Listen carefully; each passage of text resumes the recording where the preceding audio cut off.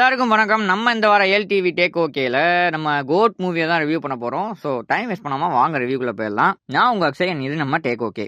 இப்பெல்லாம் எங்க சார் புது கதை எடுக்கிறாங்க, பழைய கதையை பாலிஷ் போட்டு வித்து போறாங்க சார் அப்படின்றத எல்லாரும் அக்செப்ட் பண்ணிக்க ஆரம்பிச்சிட்டாங்க. ஆனா அந்த பழைய கதையா இருந்தாலும் அது ஏதாவது ஒரு புதுமை இருக்கும், அதனாலதான் படம் ஹிட் ஆகும். அப்படி இந்த படத்துல என்ன புதுமை இருக்கு அப்படின்னு நீங்க கேட்டீங்கன்னா ஒன்றும் இல்லைங்க. படத்துல டிஏஜிங் எதுக்கு பண்ணியிருக்காங்க தெரியல. அந்த டிஏஜிங் எடுத்துட்டோம்னா கதை நகராம இருக்குமா? அப்படியெல்லாம் ஒன்றும் கிடையாது, நல்லாவே போகும். ஸோ அந்த டெக்னாலஜி யூஸ் பண்ணணுமே அப்படின்னு பண்ணியிருக்காங்க. பழைய கேப்டன் கதையே எடுத்து அதுலேயே கேப்டனுக்கு ஒரு கேமியோவும் கொடுத்து வெங்கட் பிரபு அண்ணனுக்கு ஒரு சல்யூட் போட்டே ஆகணும்பா. கதை ஸ்டார்ட் ஆகிறப்போ ரொம்ப சுவாரஸ்யமா ஆரம்பிக்குது. ஆனா போக போக போக அப்படியே உட்கார்ந்தது. அதுக்கப்புறம் படம் எந்திரிக்கவே இல்லை. இன்டர்வெல்ல ஓரளவு எந்திரிக்குதே அப்படின்னு பார்த்தாலும் அதுக்கப்புறம் வரக்கூடிய பில்டப் காட்சிகள் எல்லாமே அதை ஒண்ணுமில்லாம பண்ணிடுது. என்னப்பா இப்படி சொல்ற, படம் எல்லாரும் நல்லா இருக்குன்றாங்களே. அதாவதுங்க, படம் லாஜிக் இல்லாம மூளையை கலட்டி வச்சுட்டு பார்த்தோம்னா நல்லா தான் இருக்கும், நல்லா இல்லைன்னு நான் சொல்லல. ஆனா அந்த கதையே ஸ்ட்ராங்கா இல்லாத ஒரு கதையா இருக்கு. அதனால இந்த செயல்பாடுகள்லாம் நமக்கு ஏத்துக்கத்தக்கதா இல்ல. படத்தை கேமியோக்களையும் ரெஃபரன்ஸ்களையும் வச்சே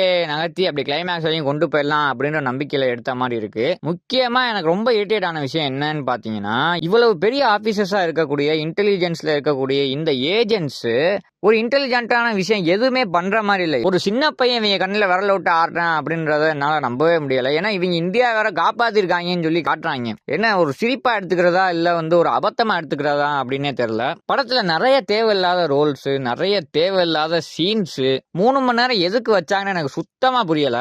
இது விஜயை தவிர வேற யாராவது இந்த படம் பண்ணியிருந்தால் சத்தியமா சொல்றேன், 3 மணி நேரம் நம்ம உட்கார்ந்துருக்கே முடியாது. இப்பயே 3 மணி நேரம் கஷ்டப்பட்டு உட்காரதுக்கு காரணம்னா விஜய் தான் சொல்லி ஆகணும். மற்றபடி எங்கேஜிங்கான ஸ்கிரீன் பிளேவும் இல்ல, கனெக்டபிளான ஒரு டயலாக்ஸும் இல்ல, எதுவுமே மனசு ஏத்துக்கிற மாதிரியே இல்லைன்னு தான் சொல்லி ஆகணும். விஜய் ஃபேன்ஸ்க்குலாம் படம் பிடிக்கும் அப்படின்னு சொல்றாங்க. நானே விஜய் பல படங்களை ரசிச்சவன் தான். நிறைய பீக் மொமெண்ட்ஸ் இருக்கு விஜய்க்கு, நான் இல்லைன்னு சொல்லல.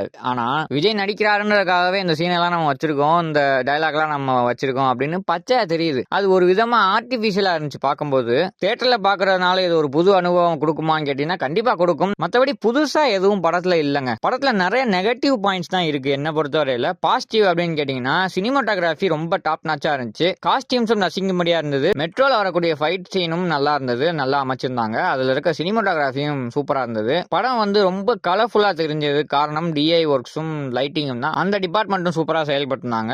மியூசிக் நம்ம என்ன சொல்றதுன்னு எனக்கு தெரியலங்க. பிஜிஎம் ஒன்று தான் நல்லா பேசப்படுற அளவுக்கு இருந்தது, மற்ற எதுவுமே நல்லா இல்லைன்னு தான் சொல்லி ஆகணும். வெங்கட் பிரபுக்கும் இவனுக்கும் என்ன பிரச்சனைன்னு தெரியல. அந்த சாங் பிளேஸ்மெண்ட்டுக்காகவே அந்த சாங் எல்லாம் வெறுக்கிற அளவுக்கு பிளேஸ்மெண்ட் பண்ணி வச்சிருக்காரு. ஸ்கிரீன் பிளே வைஸும் டைரக்ஷன் வைஸும் இந்த படத்தை நான் வெங்கட் பிரபு படமாவே கன்சிடர் பண்ண மாட்டேன். ஆனா இது ஒரு நல்ல என்டர்டெய்னிங்கான விஜய் படமா அப்படின்னு கேட்டீங்கன்னா ஆமான்னு சொல்லி ஆகணும். அங்கங்க சில லேக் சீன்ஸோட இருக்க ஒரு முழுமையான ஒரு விஜய் படம் நீங்க ஃபேமிலியா போய் ரசிக்க முடியுமா அப்படின்றது எனக்கு தெரியல. நீங்க ரசிச்சிருந்தீங்க அப்படின்னா கமெண்ட்ல சொல்லுங்க. எனக்கு விஜய் ஸ்கிரீன்ல காட்டினாலே போதுப்பா அப்படின்னு நினைக்கிறவங்களுக்குலாம் இந்த படம் ஒரு வரப்பிரசாதமா இருக்கும். ஸோ இதே மாதிரி அடுத்த வாரம் ஒரு மூவி ரிவ்யூவோட நான் உங்களை சந்திக்கிறேன். அது வரைக்கும் டாடா பை பை. நம்ம வீடியோக்கு லைக் பண்ணி இந்த வீடியோ ஷேர் பண்ணிருங்க. அண்ட் மறக்காம சப்ஸ்கிரைப் பண்ணிக்கோங்க.